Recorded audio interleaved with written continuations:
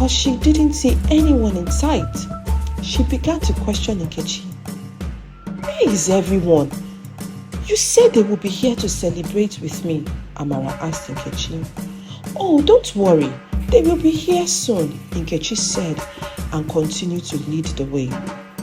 As soon as they walked into a narrow bush path, which was far away from the huts and people, Nkechi pretended to hurt her foot and Amara ran to help. Nkechi stabbed Amara with a knife she had hidden in her skirt. She stabbed her several times angrily until Amara bled out and died.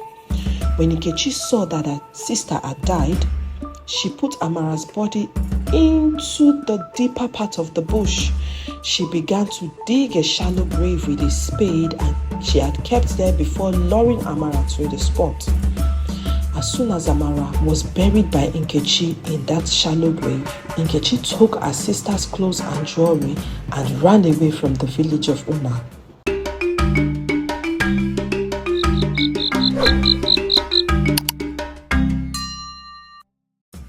The disappearance of Amara and Nkechi threw the whole village into confusion. No one could understand how two grown women could disappear without a trace. Their mother was inconsolable. Who could have done this wicked thing to me? How can this predicament befall me on the eve of my breakthrough? Oh God, help me. Bring my daughters back, she wailed. A search party was formed and tasked to find the girls. 2 days later, the shallow grave where Nkechi buried Amara was found. The whole village was thrown into despair. Who could have murdered the prince's bride? Where is Nkechi? Is she dead too? So many questions were asked. Upon hearing of the death of Amara, their mother was completely broken-hearted. Amaramo! Who did this to you? Don't rest until you have taken your revenge. Amara, do not depart this world until you get justice. Although Amara's mom spoke out of pain, little did she know that these words she uttered would bring woe to the people of Uma. 3 months after Nkechi killed Amara and ran away, the people of Uma woke up to find half their livestock dead and the other half sick. Their crops that were near harvest season began to wither and die.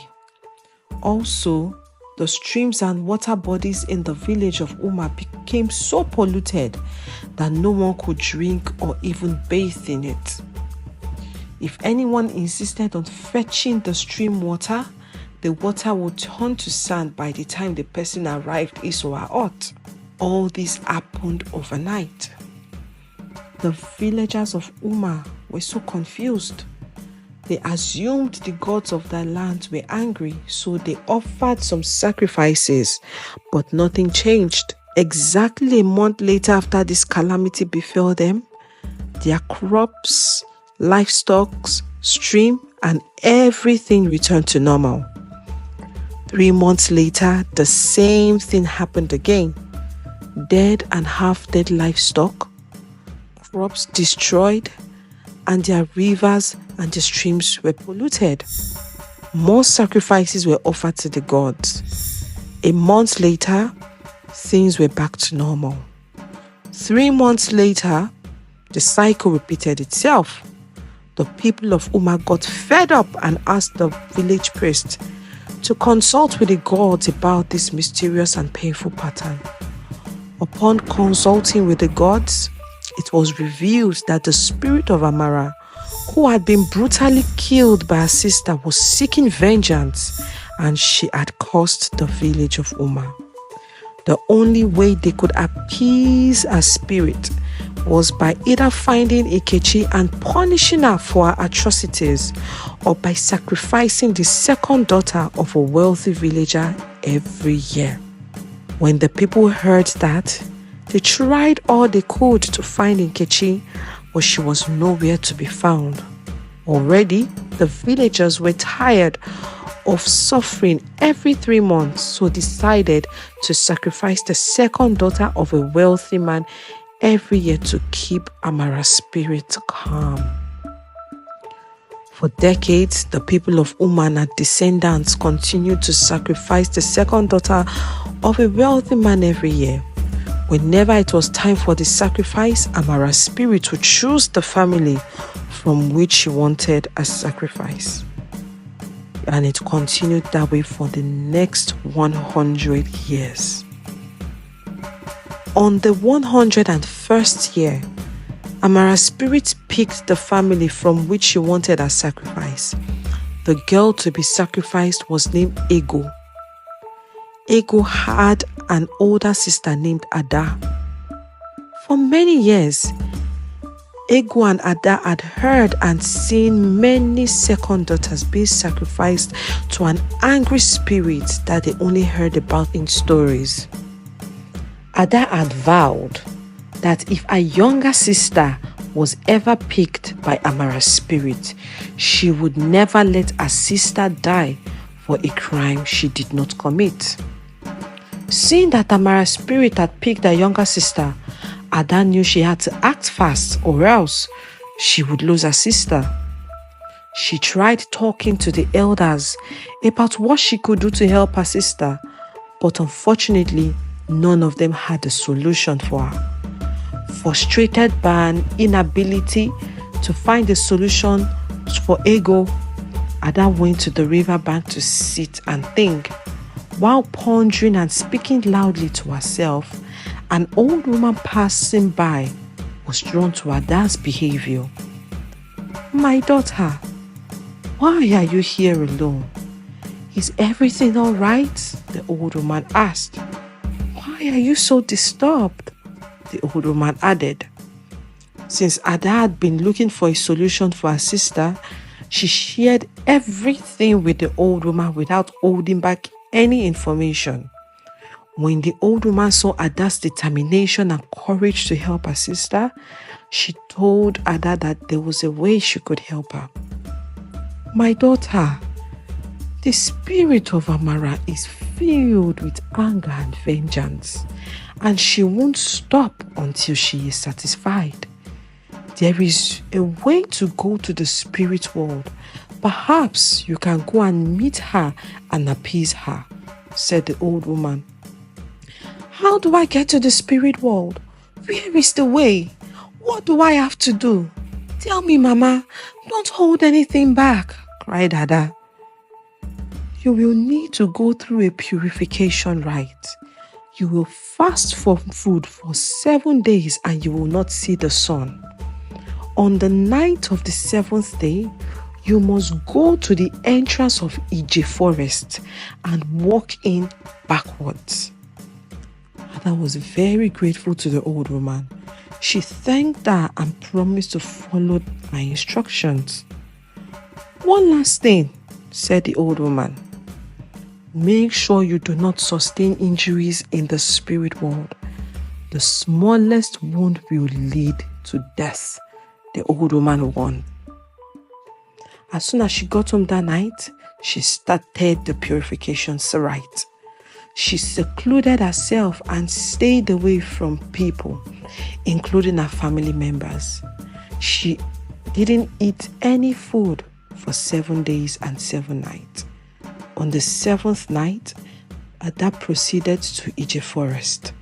At the entrance of the forest, she turned her back and walked backwards into the forest as the old woman instructed. Immediately after entering the forest, she was transported to the spirit world. There were many spirits there, but she was able to identify Amara's spirit. It was red with anger. Amara kept screaming, "Justice! Justice! I must get justice. I won't rest until my vengeance is complete." With all the courage Ada could summon, she approached Amara and said, "Amara, why are you so angry? Why are you drinking the blood of your sisters? For how long will you keep eating the flesh of your daughters? Amara looked at her and said, Human, until my thirst for vengeance is satisfied, I will continue drinking their blood. Until I have my pound of flesh, I will keep eating them. I must get my justice. Ada replied, Amara, the wickedness of your cause must come to an end. I have come to put an end to your cause. No daughter of Uma will die because of you again. You have done enough. Go back to your creator and rest. The people of Uma have sacrificed their innocent daughters for centuries. That is enough. Amara heard that and she became more angry. How dare you? Who do you think you are? Furious at what Ada had said, Amara's spirit attacked Ada. Even though Ada had tried her best to fight off Amara, Amara was too strong and too angry. She vented all her anger on Ada and ended up injuring her badly. When Ada saw that she had been injured, she knew she would die because the old woman had warned her not to sustain any injuries in the spirit world.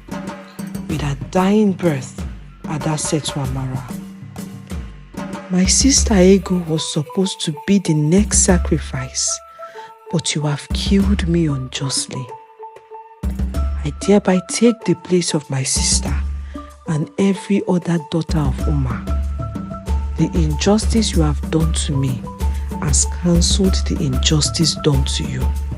Therefore, from this day, you shall no longer take any more second daughters from the village of Uma, because my death has paid the debt. As soon as Ada said that, she died. Through her death, the curse of Amara was lifted off the land and the inhabitants of Uma. When Ada's dead body was found at the entrance of Ije Forest, her younger sister Ego cried bitterly. She wished her sister didn't have to die, but no one knew that just as the suffering and affliction had come to the village by one woman, it was taken away by the death of another woman. And that was how the people of Uma were delivered from the curse of Amara. Are you wondering what happened to Nkechi? Nkechi became a wanderer. She had no rest under any roof. Up until her death, she spent the rest of her life wandering from place to place. She was no different from a mad person who lived under the sun and rain and dined with wild animals. My dear listeners, I hope we have learned a lot from this story. Please share your lessons in the comment section. I will come back on the next market day to tell you about Kwame, a young fine man, and how his generosity ended poverty in his life. Until then, subscribe to this channel, click on the notification button so that you are first to know when the next video drops. Stay kind and be blessed.